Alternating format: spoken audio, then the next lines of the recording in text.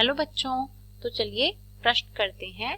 और हमारा प्रश्न है, वे तत्व जिनमें इलेक्ट्रॉन क्रमिक रूप से 5s ऑर्बिटल में भरे जाते हैं कहलाते हैं। पहला विकल्प है लैंथेनाइड, दूसरा है एक्टिनाइड, तीसरा है संक्रमण तत्व और चौथा है हैलोजन।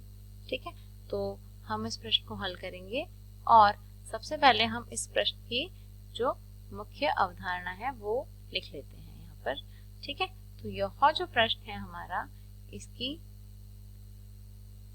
जो मुख्य अवधारणा होगी वह होगी इलेक्ट्रॉनिक विन्यास। ठीक है, तो अगर हमें इलेक्ट्रॉनिक विन्यास पता है तो हम बता सकते हैं आसानी से कि इनमें से किसका इलेक्ट्रॉनिक विन्यास के अनुसार बाहरी इलेक्ट्रॉन 5s में जाता है। ठीक है, तो आसानी से यह इलेक्ट्रॉनिक विन्यास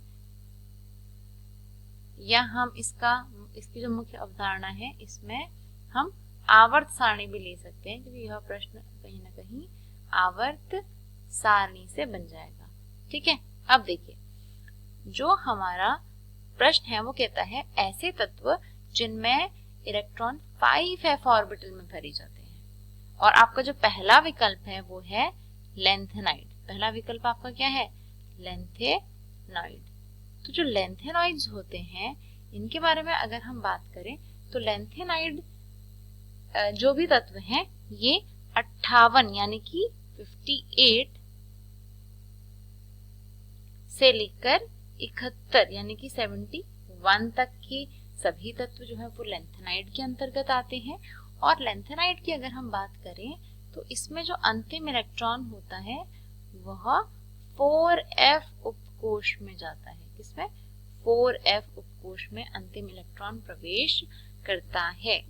और साथ ही साथ अगर हम बात करें एक्टिनाइड की तो ये देखिए इस प्रकार हम यहाँ पर एक्टिनाइड की भी कुछ कुछ बातें कर लेते हैं।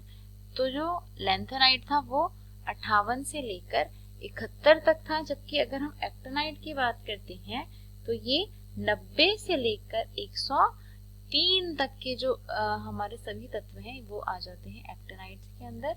90 से लेकर 103 तक के 14 तत्व।